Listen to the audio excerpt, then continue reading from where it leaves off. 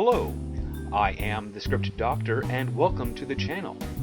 It's Lower Decks time, so what sort of crazy antics have the writers presented us with this week? We get a teaser where an energy orb, similar to what we saw in the Season 2 Next Generation episode The Child, has entered the Cerritos and threatened Mariner and Tendy's lives. Instead of treating this like a first contact situation or even with a modicum of curiosity, Mariner already knows exactly what this creature is and tackles the energy being, somehow being able to hold it, even though we just saw moments ago it had the ability to pass through solid objects and get aboard the ship. Mariner's plan is to stuff it in a container, which for some reason it is not able to fit, and the energy being pleads with Mariner that it can grant wishes. Of all the possibilities available, Mariner wishes for a new tricorder with a purple stripe, and the creature produces it while reducing in size. She gets it to provide the power core, thus shrinking it further, and Mariner and Tendy leave to play with their new toy. The captain walks the halls with another officer discussing a new phrase she can say when she orders warp speed, and walks into the energy creature, destroying it.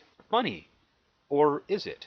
So, this energy being that can travel through space, possibly at speeds faster than light, to countless places, experiencing countless other life forms, and still survives all of those adventures, to the point where it has developed a method of threatening species it encounters, suggesting that it has been successful with those threats, is able to pass through solid objects and grant wishes, but it can't thwart a 20-something human's grasp. I can see how it is absurd, but for me it's not reaching a level of comedy.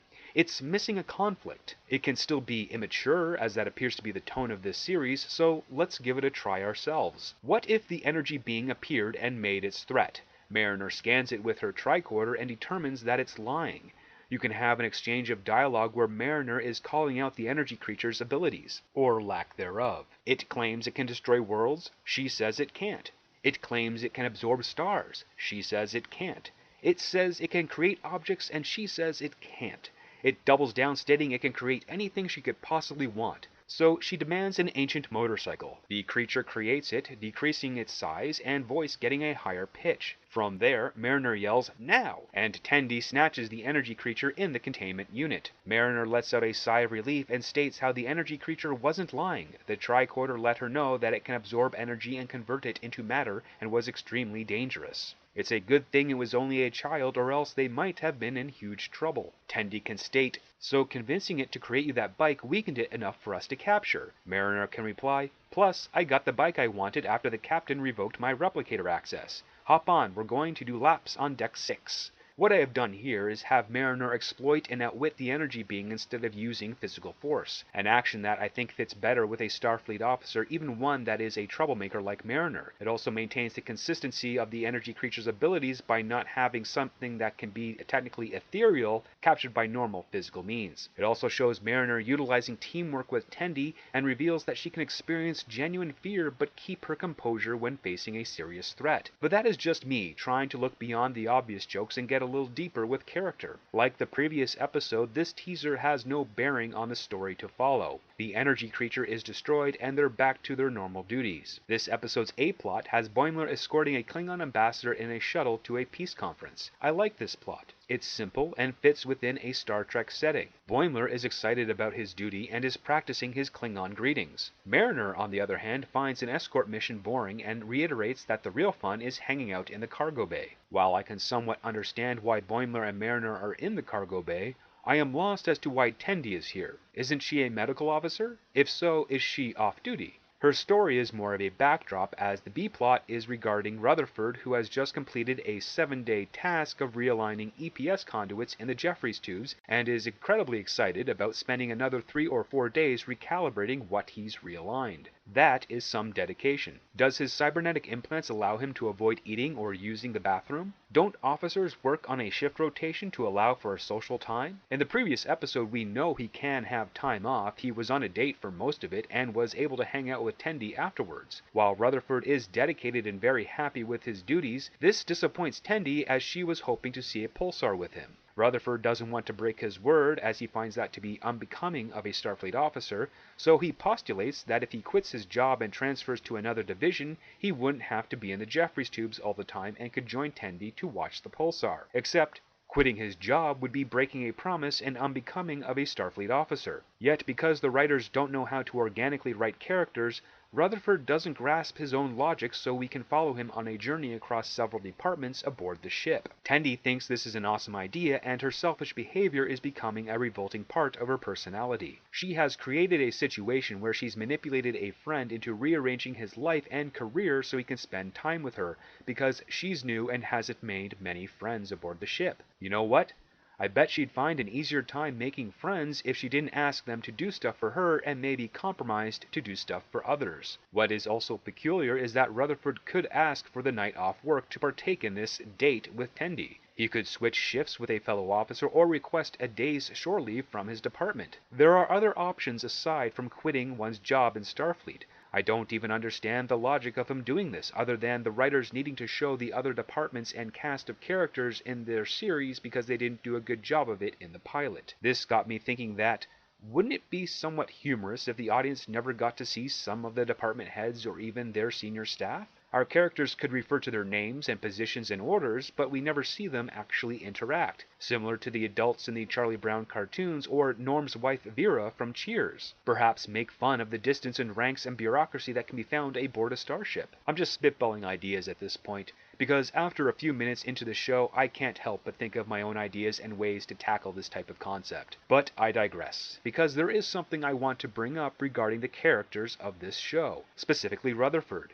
He follows a similar passion for duty as Boimler. He's trying to be the best officer that he can be. However, he appears to be more competent at his job and a little less eager to please people and far more eager to fix problems. It's very strange that the male characters appear to be more dedicated to the work, the responsibility, and helping others, and the female characters dedicated to, well, themselves. Selfishness as a trait is not the best way to present your characters as role models for your audience, even in a comedy, unless you manage to have those characters' arc to become selfless by the end of that story. But it doesn't appear to be the case here. In the A-plot, Boimler is boarding his shuttle when he finds Mariner eating at the console. She's inserted herself in this mission and took away his leadership role in the process. Way to usurp something Boimler earned and was excited for only to crap all over it, Mariner. Really living up to those BM initials quite well, aren't we? This is also where they inserted that Blast Shield song you may have seen in the trailer announcement of this show. The Blast Shield is used only during this moment and not brought up again for the remainder of the episode. So not only is it a waste of time to do, it has no payoff either. At engineering, Rutherford is nervous about leaving, especially after he approaches the chief engineer who gives him praise for the excellent work he has done. When he makes the request, all of the officers go silent and the chief engineer gets all serious, only to turn around and grant his request and encourage him making this change with the rest of his team chanting his name. It's funny because you'd think his boss would be upset, but he's not. What a joke, eh? Even though I didn't find it funny, I will give some props for the writers not turning the chief engineer into an overly dramatic crybaby, terrified of failing the captain because his best officer decided to transfer. It's no joke. A lot of other writers would have taken the despondent chief engineer route. That's one difficult reality you have to consider when getting into this industry. What would other writers do in the same situation, and how can you be different and set yourself apart from the rest? Not just for the sake of being different, but also trying to be better than the competition. We return to the shuttle, where Mariner is talking in her sleep about being marooned and buried alive when Boimler wakes her up. She found her dream to be awesome, and that's supposed to be the joke. When Corinne boards the shuttle, Boimler greets him in what comes across as a patronizing manner, especially when he uses the word honor. It is an honor to escort you, sir. Before Corinne responds, Mariner kicks him in the face, engaging in combat. Not only is she able to take on a Klingon warrior, but takes him down and holds his own warrior's knife to his throat. The two laugh it off because of course they know each other and are good friends. Mariner knows everyone. Apparently in her youth, Mariner did some off-the-books grey ops where she solidified her friendship with Corinne.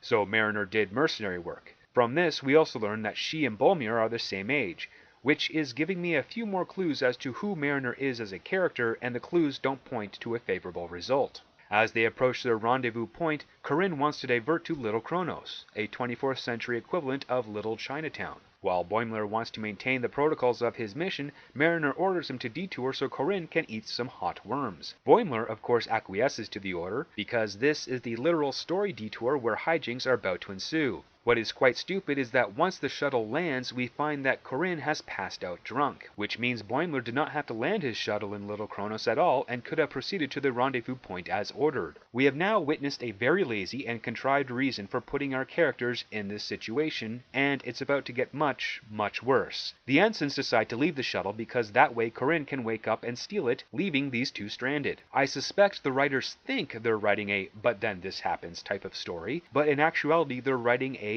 "and then this happens" type of story. The difference between "and then this" versus "but then this" is that one is a form of cause and effect, and the other one is just an effect. If this were a "but then this happens" story, Corinne would get drunk as he's about to join the peace conference, but then he passes out in the main lobby. Therefore, Boimler and Mariner have to sober up Corinne so he can partake in the conference. The consequences from Starfleet's perspective would relate to how these two ensigns allowed a Klingon diplomat to get wasted before an important event. Boimler wants more status and responsibility, and Mariner wants to have fun and be left alone. That gives us character conflict and can be a driving force for the story. The escalated goal for Boimler is to get Corinne on his feet and to the conference as planned. The obstacle is that his alcoholism and Mariner's encouragement of that habit has put the conference at risk. Cause and effect. But we don't get that here. Instead, we get two ensigns stranded on a planet, their Klingon ambassador missing, and no indication as to when they need to get him to the conference and return to their own ship. It's just a collection of things happening without any connective tissue. They all feel like isolated events poorly stitched together over a 25-minute time frame. This collection of things leads them through a shopping bazaar where they cross paths with various attempts at jokes. First, there's a taxor that Boimler bumped into and then insulted. Next, Boimler gets hit on by some alien species and Mariner intervenes because this human woman is not actually a human woman,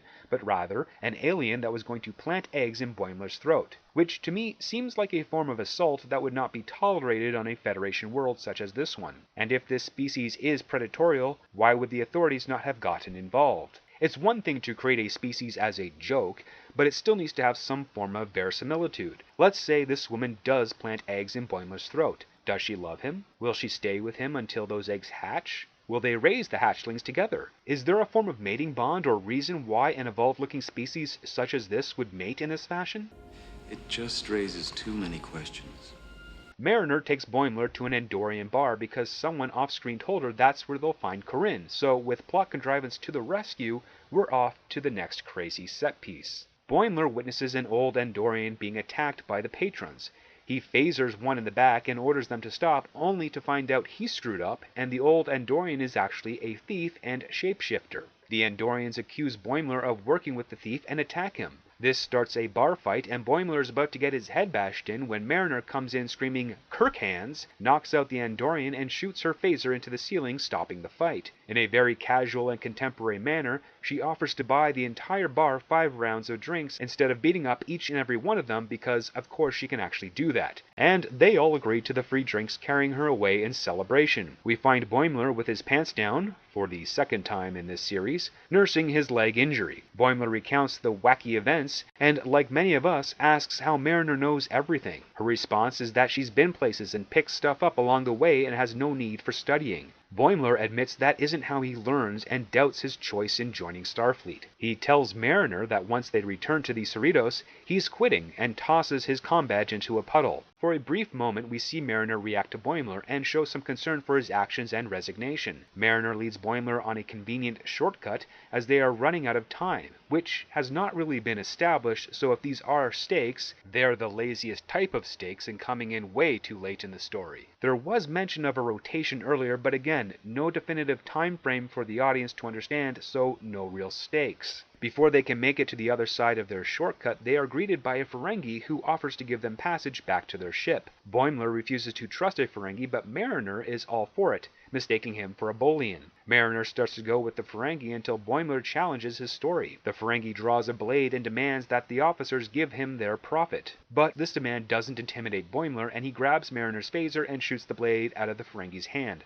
Strange how he shot the weapon of the Ferengi and not the Ferengi himself. We just witnessed Boimler shoot an Andorian in the back, so we know he's not afraid to go for center mass, so why not do that here? Well, if you haven't figured it out, it's because this is all staged by Mariner, and while the writers haven't informed Boimler of this, they have changed his character so he only shoots the weapon and not the Ferengi, so we can learn that this is all a ruse later to return Boimler's confidence in being a Starfleet officer. After he shoos off the Ferengi, Boimler finds the shuttle parked right at the steps of the Federation embassy that Korn is due to attend. How convenient. They drop him off at the front steps and take off in the shuttle back to the ship. Corinne, of course, still drunk, demands more blood wine from the Federation officer that found him. On the shuttle, Mariner pretends to be embarrassed that she didn't know the difference between a Bolian and a Ferengi, and Boimler agrees to keep it a secret. Smash cut to Boimler in the ship's bar, recounting the story to an audience laughing at Mariner's expense. Mariner leaves the bar with a smirk on her face, knowing she did a good thing, throwing the poor, pathetic Boimler a bone to make him finally feel good about himself. Later, in the bunk, she contacts the Ferengi named Quimp,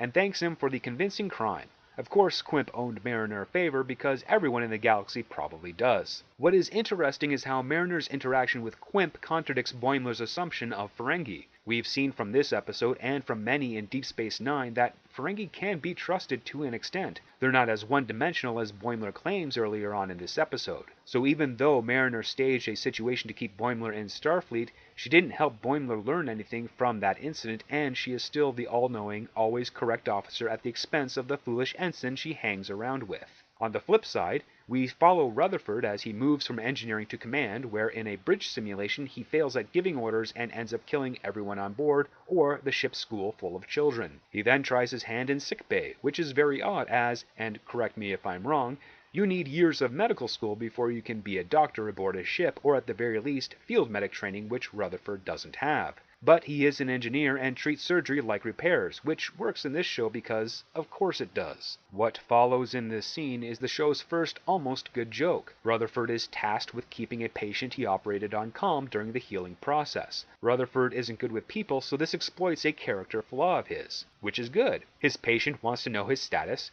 and Rutherford honestly informs him that he's only got an 18% chance of dying. This causes distress in the patient and elevates his heart rate and thus his chance of dying. Look, they can write cause and effect scenarios. I hope they can try that tactic more often in later episodes. Rutherford asks the patient to think about work and the warp core, only to reveal that the patient suffered burns from the warp core. Rutherford escalates the tension by remarking how the patient should have died from those burns and is amazed he's still alive, all of which escalates the panic in the patient, putting him further at risk. Cause and effect. Congratulations! We got one! Rutherford is removed and advised to join security as he doesn't quite have the bedside manner. Tendi, on the other hand, is all good and chipper and stabilizes the patient with encouraging words because it was just that easy. Rutherford hops back into his familiar yellow uniform and is tested by the chief of security in a Borg onslaught simulation. Rutherford doesn't know how to fight, but luckily his cybernetic implant does, and what we get is something of a ripoff of the fight style shown in the movie Upgrade that you can find on Netflix. I suggest checking it out. If you're a sci-fi fan, you might enjoy it. After Rutherford mops the floor with the Borg, the security chief welcomes him into the Bears, as he calls it, and gives a roaring speech about battle and honor. Very Klingon-like behavior coming out of a Bajoran.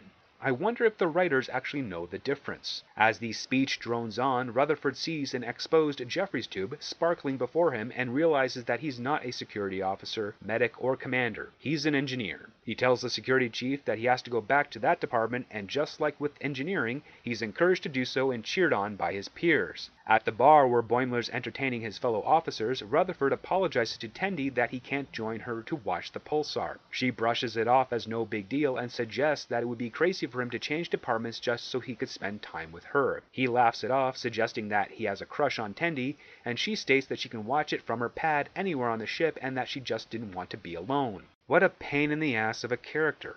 These women characters are not done justice, and after this episode I think I figured out who Beckett Mariner is. She's a combination of Michael Burnham and Wesley Crusher trying to behave like Rick Sanchez. From last week's episode and now this one, we can piece together the following. She's the same age as Boimler. Her parents are high-ranking Starfleet officers. She knows everything and is the best at everything, as if she's been an officer for decades. This allows us to determine that she grew up on starships, having the Wesley Crusher experience before going to the Academy and then fast-tracking up the ranks because experience plus... I'm pretty amazing. What do you want to bet that Starfleet was forced on her by her parents, and because of this, she will reveal that she's trying to find her own way and identity because her whole life has been Starfleet. That's why she was demoted, and that's why she behaves the way she does. But that is who she is. A combination of two of the most annoying characters in Star Trek trying to emulate a lightning-in-a-bottle character from a superior show. You're an inferior attempt at an ethnically more diverse copy of me, Mariner. No one's buying this crap, not even internationally. Couldn't have said it better myself, Rick. Until next time, thanks for watching. If you enjoyed this video, please like, share, and subscribe. If you have anything to add to this episode, please leave a comment below. Thank you for watching, and never forget, it all starts with the script.